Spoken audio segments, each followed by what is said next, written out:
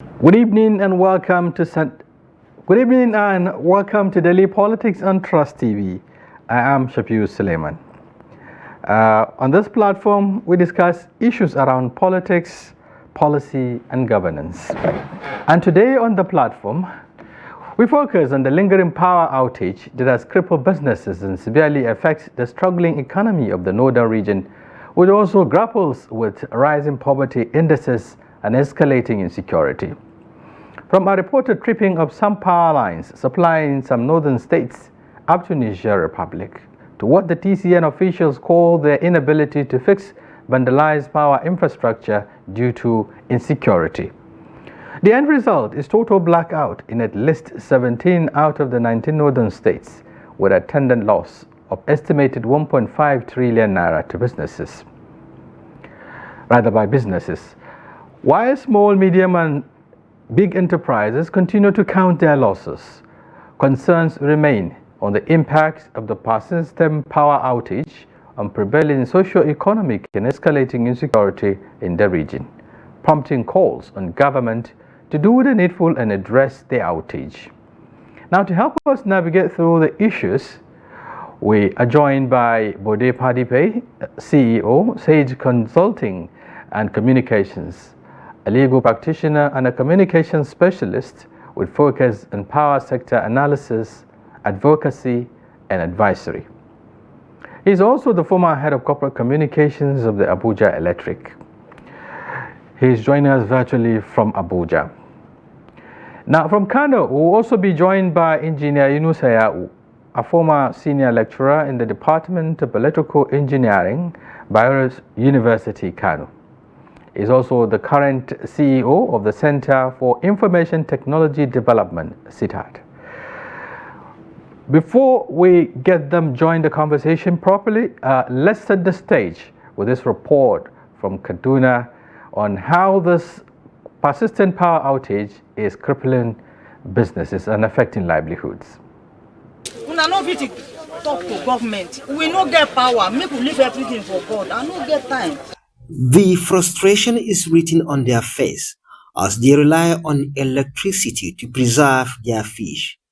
With the lack of electricity for days, they are recording losses as using generator is now beyond their reach due to the cost of petrol. All my fish, I think, for now present at the talk now, all my fish don't spoil. I beg government, I take God Almighty beg government to release light for us. Everything don't spoil. Wait till we the shop. Ross. I think as in I hear man, I know here as they smell. Now so you man know here though. We are in a difficult situation because we now put the fish in a paper and wrap it with polythene sack to reduce the damage occasioned by lack of power supply. Ibrahim operates a barbing shop. He once enjoyed high patronage in the community, but the shop is now deserted. Can't quantify the losses we are incurring. Today alone, what I have spent on fuel is enough for me to cater for my family and save some. A roadside welder, Isiaku Abubakar, is sitting alone, thinking of how he will cater for his family, as power outage has crippled his business.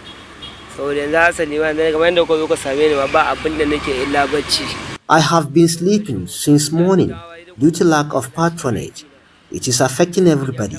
Let's say you charge 5,000 for a job and you spend 4,000 for fuel alone. You will have to explain to customers why there is need to increase price. The situation is also a setback for youths who engage in crypto and other online jobs, as they have to pay money to charge their mobile phones. We are not happy because we use our funds for business, which has now been affected by power outage. While many are lamenting, Hassan Margi, who charges funds for people, is taking advantage of the situation. There is high patronage now due to the power outage. In a day, I charge 300 to 400 phones. However, many phones have been stolen here and I had to pay for them. The power outage is creating untold hardships to residents who are now appealing to the authorities concerned to fix the power outage affecting many states in the north. Bello Musa, Trust TV News Kaduna. And in Kano, now residents grapple with skyrocketing prices of ice blocks due to a prolonged power outage affecting most of northern part of the country. A commodity that once, sold for 50 and 70 naira now sells for an eye-watering 1,800 and 2,500 naira respectively, as locals and businesses struggle to preserve food and keep cool in the absence of reliable electricity supply. Let's take a look at that report. Gaskiya ne wasu duk suna kawowa yanzu yau ma gashi na an kawo wacce aka kawo daga Abuja. To kankara idan ta zo daga Abuja ana sayarwa 2,500. Kaga sakamakon nan mu muna sai da ita 100 da wani abu. Amma yanzu babu sai an kata daga Abuja, Niger, wane ne sannan za a kata nan. Ga ta nan tana kaiwa 2,000 da wani abu. Amma mu still now anan babu ita. Long one. It's too long one. It comes from Abuja, 2,000 they sell for each one. Even my come to Niger, long one, 1,500, 1,600 they sell from Niger. Before light no day, just a block 15 naira, 17 naira. Light no day kuma block is 2 cost. Each one, 1,800 they sell block. Now unguwar Bombay Nasarawa, Jihar Kano. Wannan rashin wuta ba karamin masifa jaza mana ba. A yanzu na haka maganar da nake yi da ku ni dai sana'ar sai da kankara da fiyo wata. Yau kusan wata guda kenan. Gaba daya al'amura sun kwabe mana. Dan abincin da muke samu ma muna ci da mu da iyalan mu gaba daya al'amarin ya gagara. Wannan abu gaskiya ba karamin dagula mana lissafi ba. Now, disturbing reaction now coming from residents of some northern states who are grappling with the persistent power outage that was reported to have led to the loss of almost 1.5 trillion naira in terms of the quantum of value for businesses that have been affected. And now joining us for the conversation tonight, as I said earlier, we have gentlemen who are experts in this field. From the academia, we have Engineer Yunusa Zakari, who is a former senior lecturer in the Electrical Engineering Department of the Bayero University, Kano. He joins us via Zoom from Kano. Engineer, thank you for joining.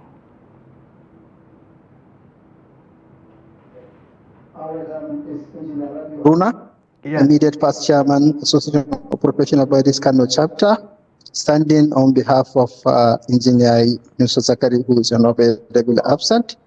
But I'm a certified current engineer and practicing over 30 years of experience. Right, good to have you on the show.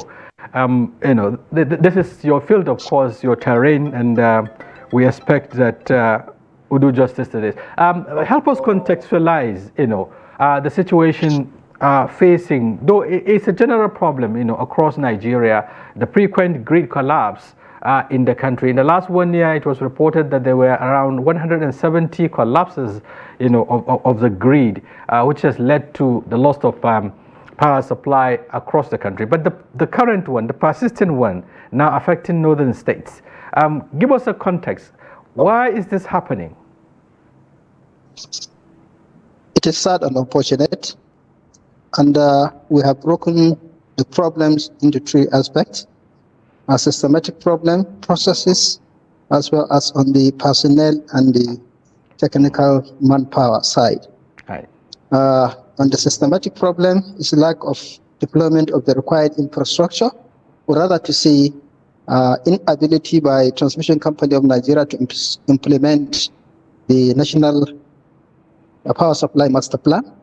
On the processes side, we're looking at the laws involving procurement and the new Electricity Act and the way they are looking into unbundling the existing companies.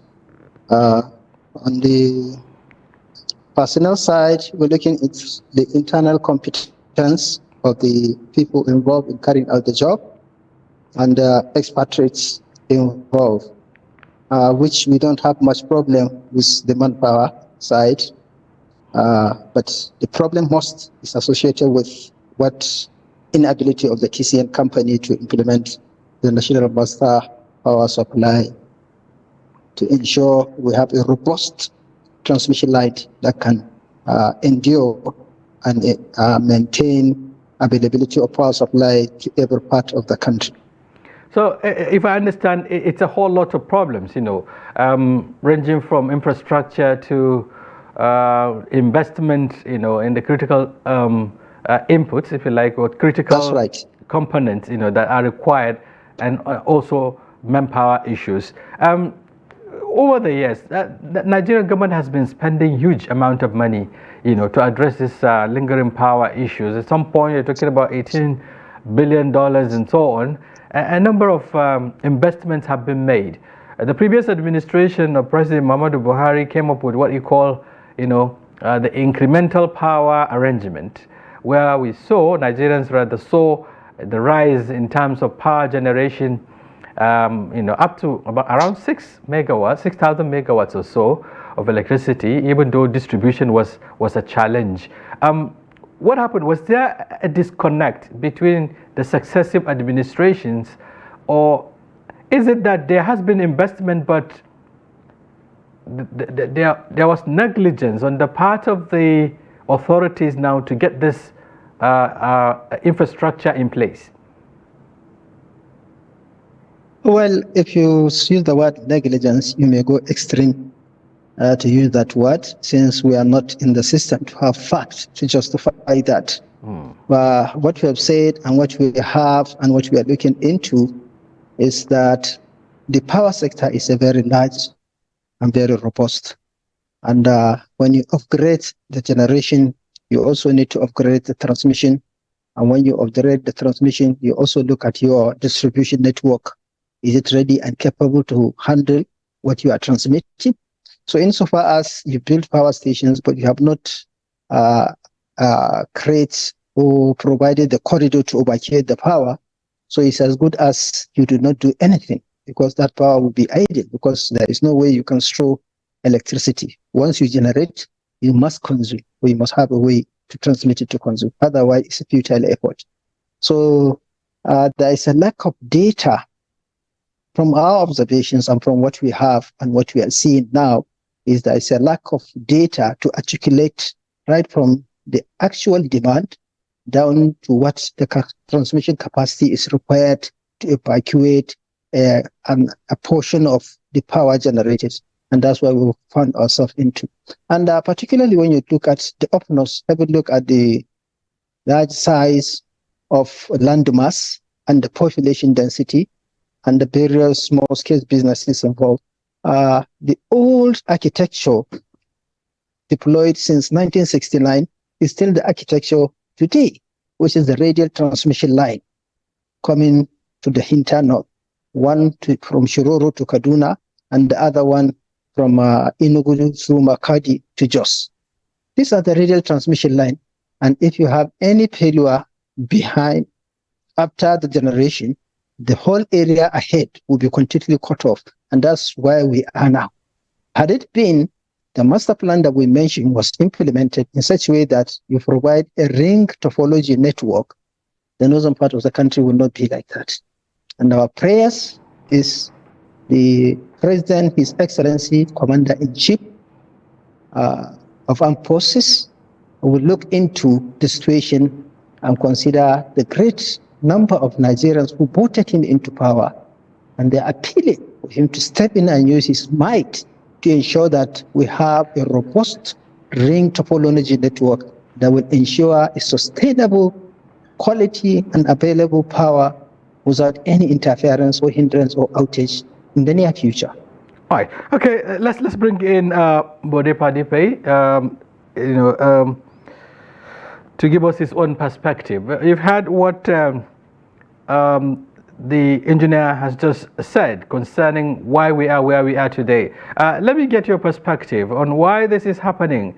In spite of the huge amount of money that is being invested in the power sector in the last couple of years. So much for having me speaking. I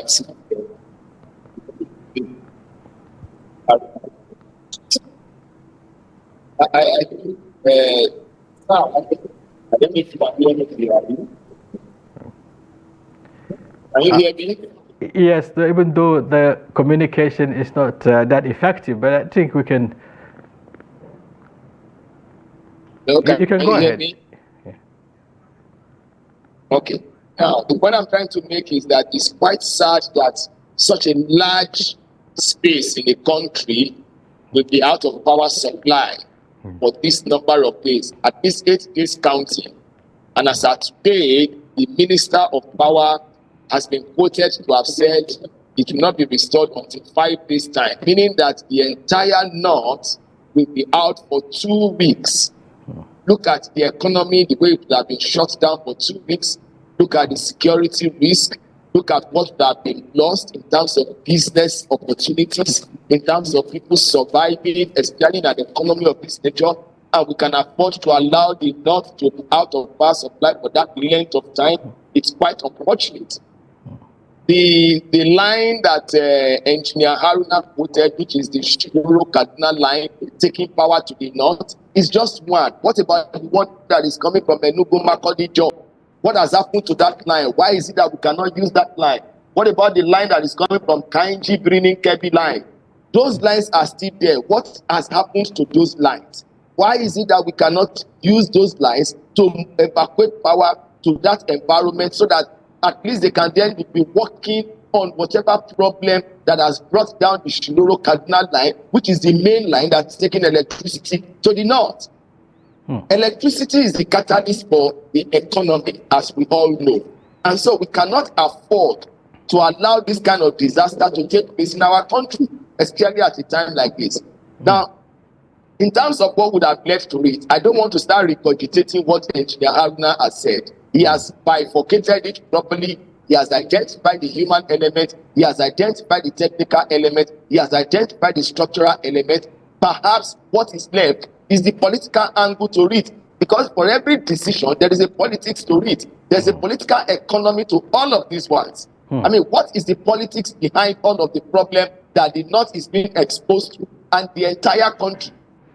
Engineer Fadipe, yeah, as a power sector advocate, you raise fundamental questions around, the fact that, human rights in this case are also being violated, because it's a fundamental right of Nigerians to enjoy this unlimited power supply, like their counterparts elsewhere in the country. And again, going by the quantum of loss so far in terms of business, there seems not to be anyone taking responsibility.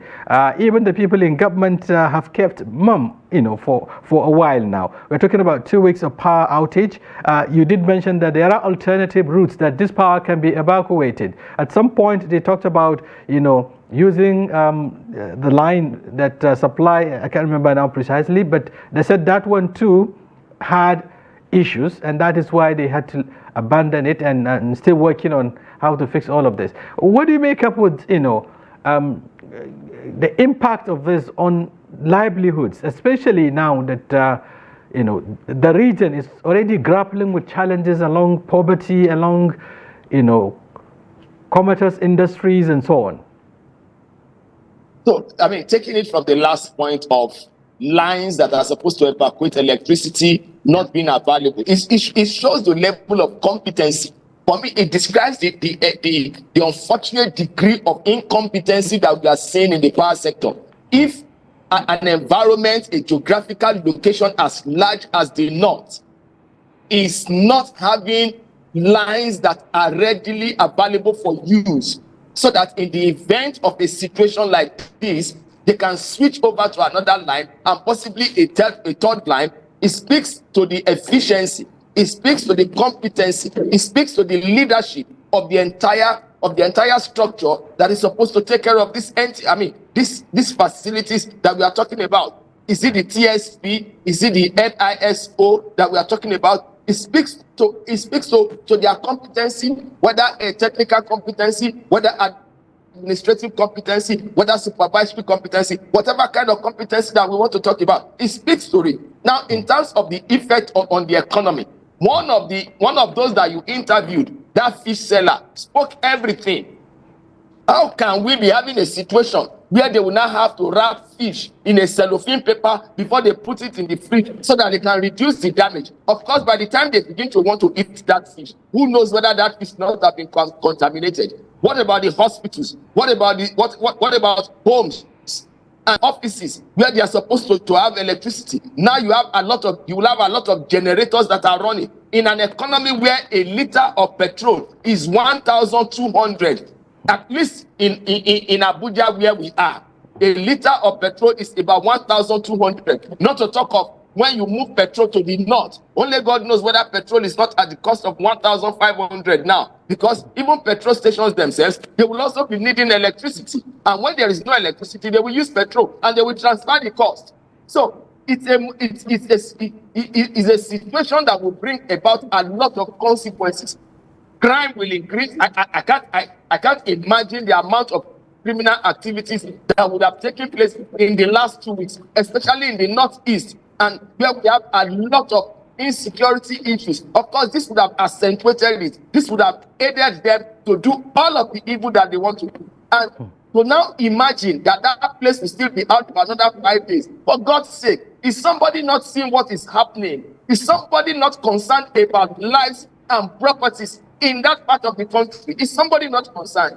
For God's sake, technology is available to cure all of this problem. The money that has been voted for the last 10 years, what have we done with it? Can't the government institute a forensic audit into the power sector and let us know what we are doing? This is sad. Well, okay, a number of audits have taken place in the past. I remember at some point the National Assembly took up the responsibility, to probe the spendings in the power sector, but some would say it came without much results. Here in the studio, it's about time we introduce Honorable Ibrahim Gassama, who is a convener of a PAN Northern group. He joins the conversation tonight to also give us his perspective. Thank you for joining the program. Thank you. Yes. Before you came in, Mr. Bode Fadipe was talking about, contextualizing the issues, and of course talking about the fact that there are some elements, if you like, of political economy around what is happening, and help us navigate this, because I understand some PAN Northern groups like yours have been vehemently and of course outrageously raising concerns around this happening. Yeah, good evening, Malan Shafiu. Actually, I heard Mr. Engineer was talking about the issue of power. Engineer Haruna was talking about the issue of power outrage in the north. To me, it's intentionally. Did you have facts to support this? Yes, it's intentionally because almost 2 weeks, 14 days. I don't believe a country like Nigeria, who is a giant of Africa, some part of it will stay for 14 days without light. What are our senators doing? What are the governors on that region doing? What are the ministers in that region doing? What are the House of Assembly, House of Reps in that region doing? It didn't bother them because they have nothing to put in their fridge. They already have a generator that they are using. Money have been given to them for that. When National Security Advisor Mala Nuhurubadu was saying the issue of light, that the problem, lack of security, they don't have security, that they will take to that area for the engineers to go and do the needful in repairing what happened in that section.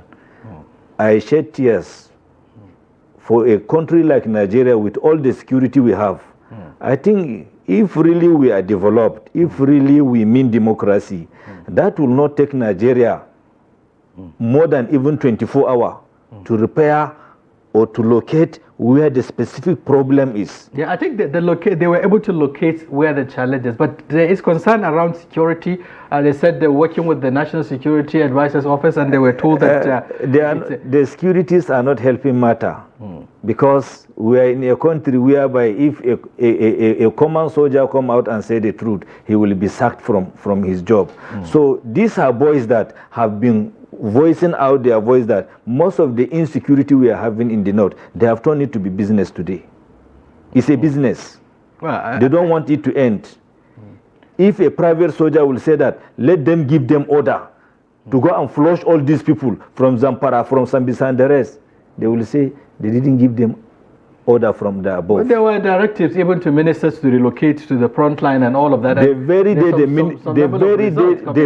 the Minister of Defense went to Sokoto, went to Zampara, he didn't spend 24 hours. He said if you go to Zampara, he will not come back until the issue of insecurity is over. That very night they came back to Abuja. Well, do you have facts to support that? Very well. There were videos to show that. Very well. There is nothing like the whole world have seen them. They didn't sleep there. Well, okay, talking about addressing the problem.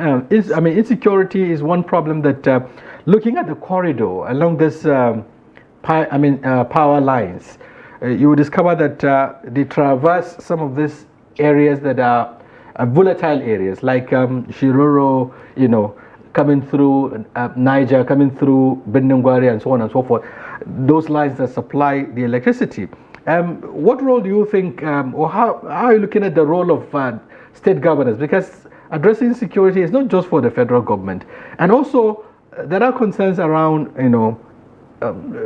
lack of paying much attention on the part of governors to, for your states to remain for 14 days without electricity, and there seems not to be much, pressure or much engagement on the part of. Yeah, actually, we have a governors, but they don't have power to control all what we are talking about.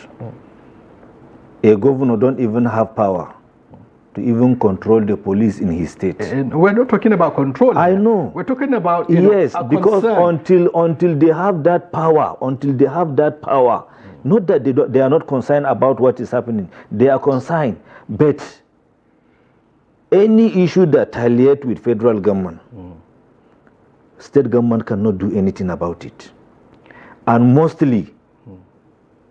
of our state governors, they are even selfish. They are not even ready to do the work.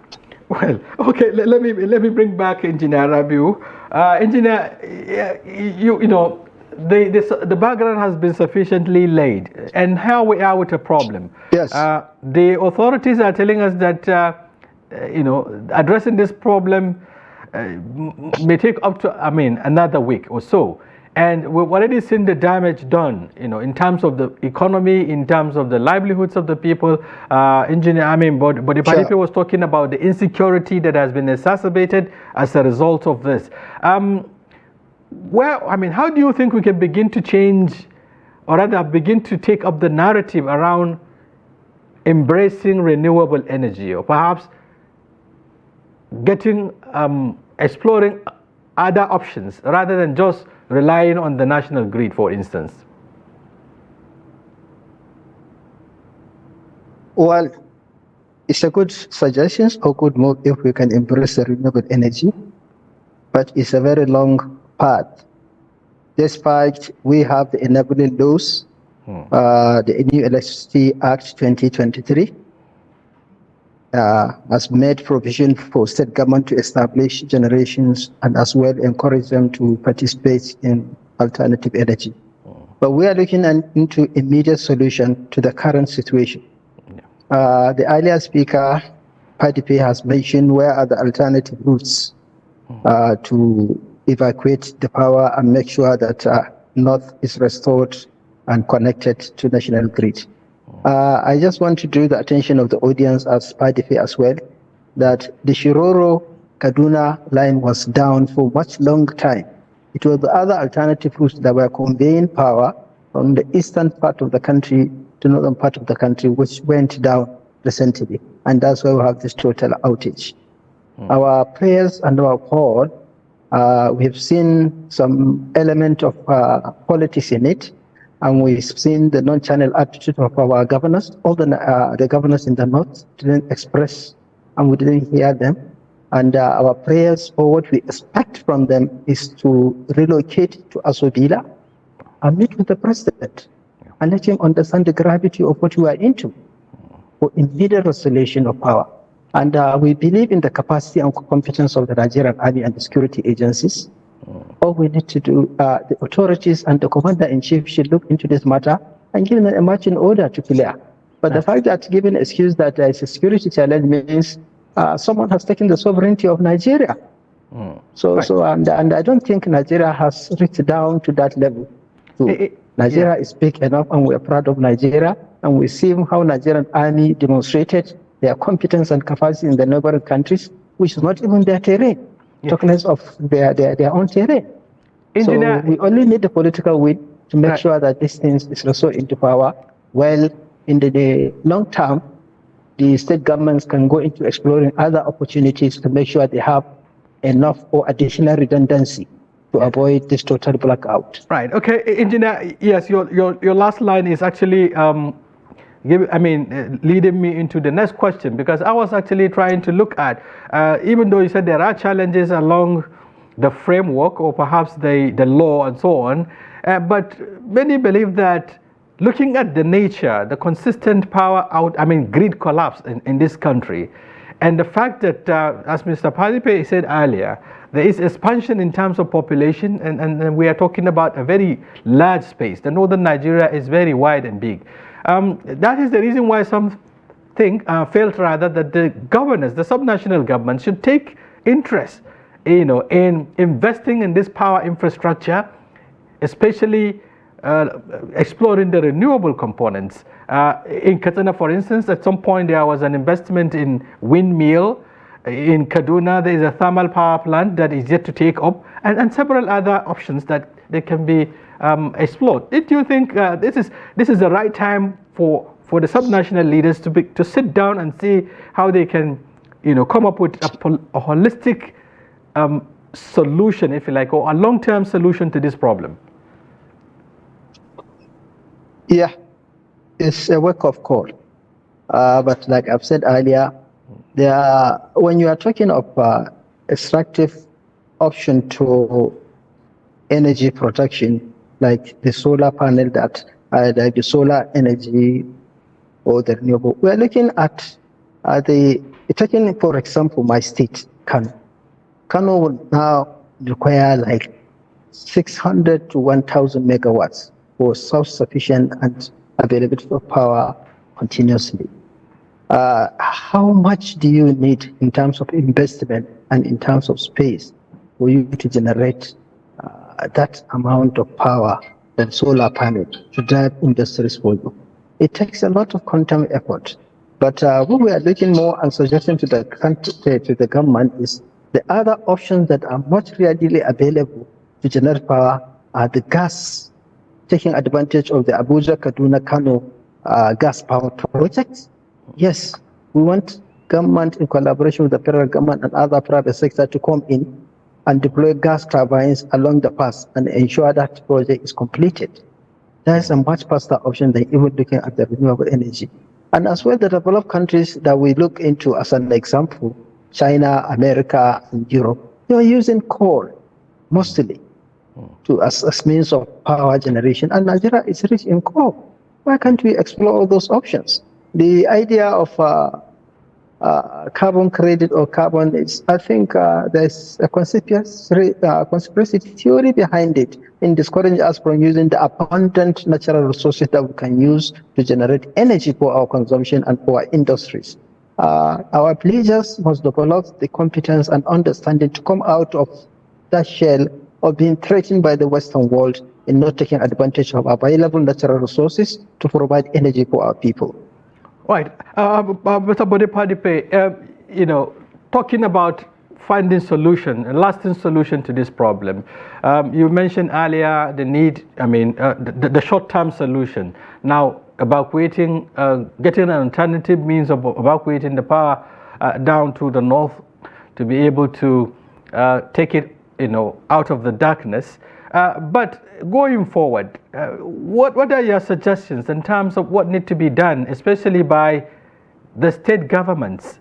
Now they also have a responsibility to get the economy going and to provide this electricity, which is also a fundamental component of having stability and security.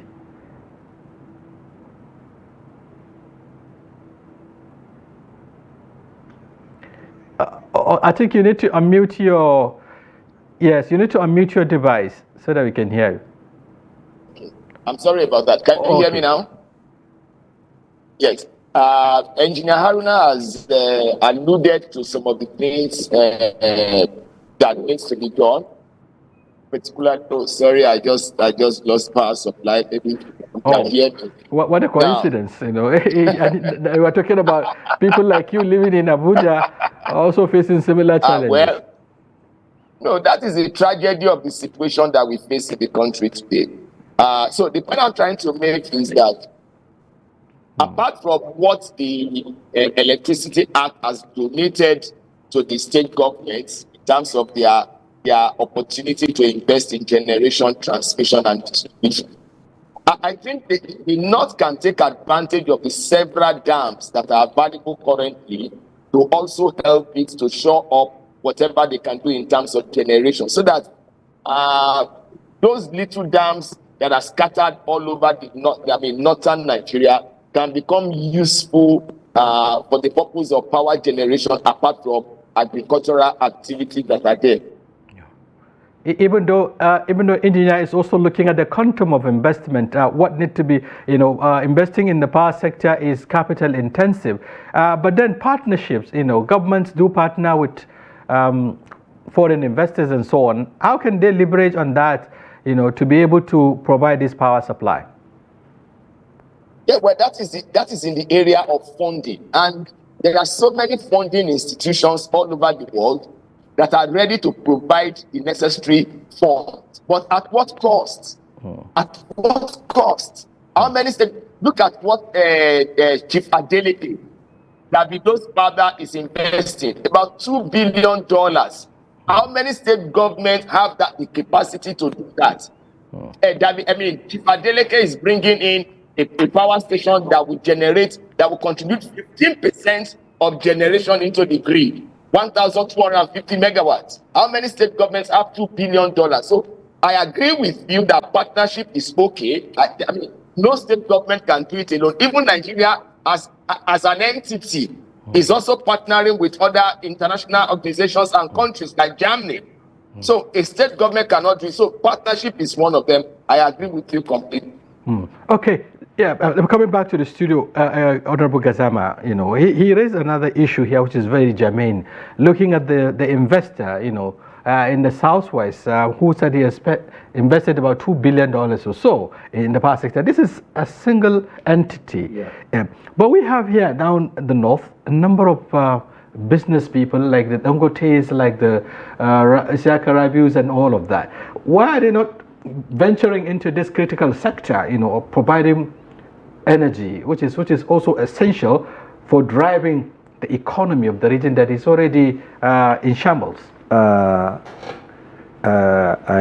have come across Chief Adeleke and his investment in power, which is some Chinese partners. People like Dangote that you talk about in Dimi, in Maiduguri, Boa in Kano, why they don't have interest in the north? Is it that they don't have interest? They don't have interest in the north because most of their company is not even in the north. But how do you expect them to cite a company where there is no power, where there is no security, where there is no infrastructure? The issue. Let me talk of number one, the issue of insecurity. Yeah. The issue of insecurity in the north. I think North have been having this issue of insecurity right during Boko Haram time, and to this time around, we expect Mr. President to give those who know the work to tackle the issue of insecurity. Are you saying that those saddled with the responsibility? Giving Matawale Minister of Power, Minister of Defense, and Badaru, Minister of Defense, it didn't yield any result to the North, because they don't know anything about but they've been talking about eliminating, because we expect even the change. He said that he's going to drop some ministers and the rest. We expect these guys to be out of that position and let him bring those who have the knowledge of security to tackle the issue of insecurity in the North. This is why I tell you that most of the thing they are doing is intentionally to deal with the North. Who is doing that? The government. Is it to say the that government? How can the government? Because if you go to a far North now and tell them what is the need and benefit of the two ministers now but they've seen a number of terrorist leaders killed. They've seen a lot, There is nothing like that. The other time they say so person was killed, and we still see him in social media. He was talking that let them come and kill him. Now, how many times will you be killing one person and the person will be appearing, which is unfortunate. Now we have those who have the knowledge of to tackle this security in the North. Why not giving them the minister? Right. Engineer Rabiu has said something earlier, talking about engagement. There hasn't been much engagement on the part of leaders in this part of the country. Now, if assuming this power outage perhaps was in the south, where people take electricity or energy security very seriously because of the industries and so on, do you think the governors would sit behind and allow this to happen consistently? No, any governor in the south will even spend 1 week without light. The prominent people there know the value of what they are doing, but ours here, they don't know. So why are you not, your pressure groups, groups like you, the PAN Northern groups, are there perhaps to ginger them or to engage them to do the need? How much of this engagement are you doing? Because those we voted for, we expect them even in the National Assembly to show their concern for the Northerners. But they are not doing anything there. You have the Northern Senators Forum, you have the Northern... We have them, the governors, no anybody show concern about it. We have prominent people in Nigeria. Okay, forget about the governors. What about the prominent people? The rich men in the North. Okay, if only one Adeleke can even bring a partner that he and his partner will spend $2 billion US. We have people in the North that have more than that money that can spend and make sure that the issue of light becomes over. But they are not doing anything about it because indirectly it didn't affect them. Okay, directly they are not even living in the North. Maybe this would be a wake-up call on them to also realize that there's need to do that. But let me bring back Engineer Rabiu, maybe as we round up on the show. Engineer Rabiu, what would be your suggestions in terms of, yes, you talked about the short-term solutions. You also talk about the long-term solutions to this problem.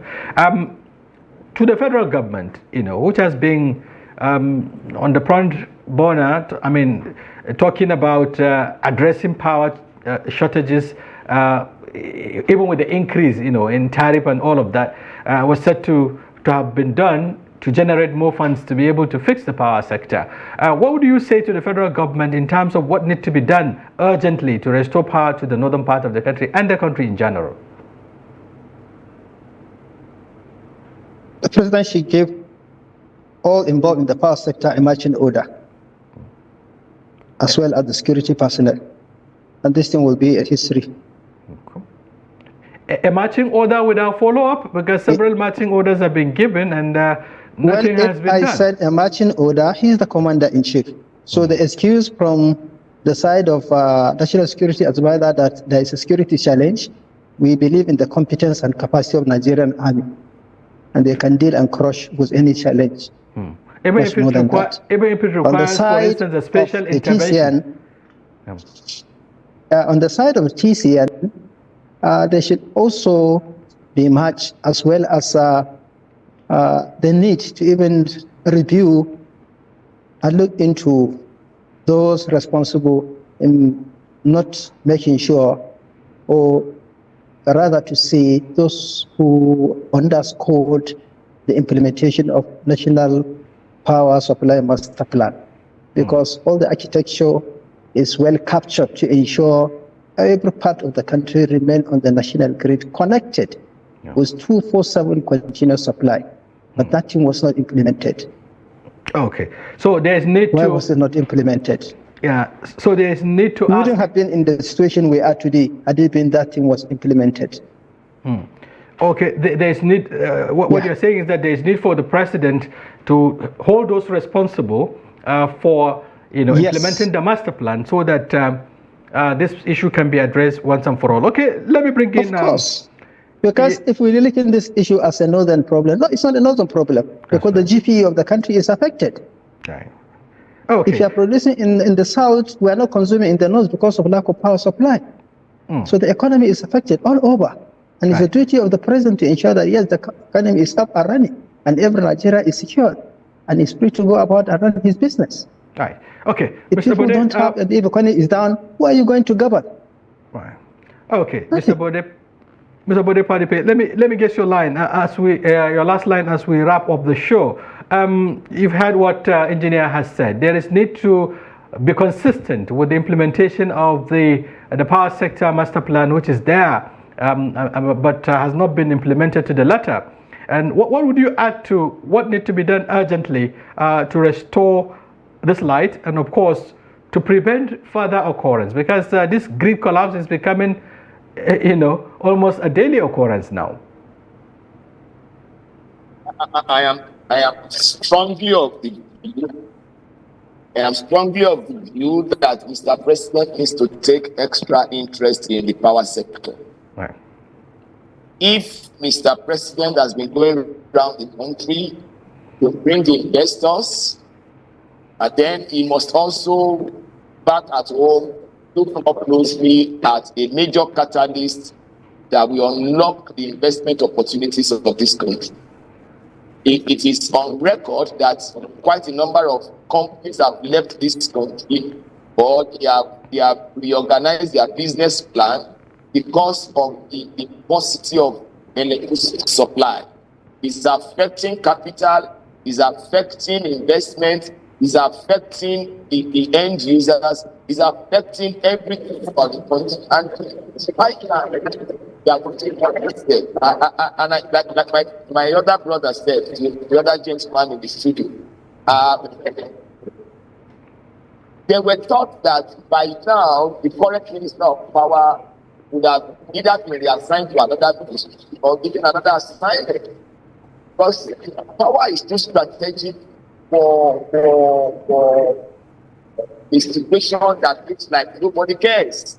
Power is too strategic. So for me, Mr. President needs to pay extra attention to the power sector and work, because the nature of the foundation of this performance of Okay. Right. Okay. Thank you. Back in the studio, Honorable Ibrahim Gassama, your last line. Yeah. So what do you think need to be done? Would you expect, for instance, to see maybe by tomorrow the Northern Governors Forum, governors, meeting the president to tell him that, Mr. President, this is what is happening and this is how it's affecting people in terms of economy, in terms of security and socio-economic well-being? Yeah. Not only in the governors, both the House of Rep members, the senators, and the governors need to put their hand on decks and meet Mr. President. People voted for you to office. At least they need a dividend of democracy.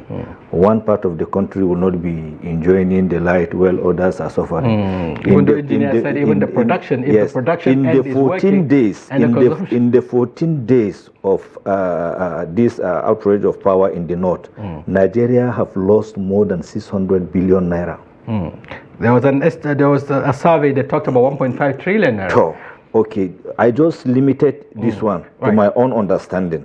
But I pray the northern governors at least will look back and see the condition of their people and what they are losing. At least is taking Nigeria backwards. So there should be a very strategic engagement with the leadership at the center. Thank you very much, Honorable Ibrahim Gassama, convener of Northern Nigeria Group. Thank you for coming on the show. Thank you. We also appreciate Mr. Bode Fadipe, CEO, Sage Consulting and Communications, also a communication specialist with focus on power sector analysis, advocacy, and advisory. We appreciate you, Mr. Bode, for your informed perspectives. Also appreciate Engineer Rabiu Haruna, FNSA, electrical engineer, and of course, chairman of Professional Bodies Association of Kano chapter. Thank you very much, Engineer, for talking to us on Daily Politics. Thank you so much. I appreciate it. And viewers, that's a wrap on today's edition of Daily Politics. Do join us tomorrow. We'll be back with another interesting topic and personalities. On behalf of the team, I'm Shafiu Suleiman saying many thanks for being there.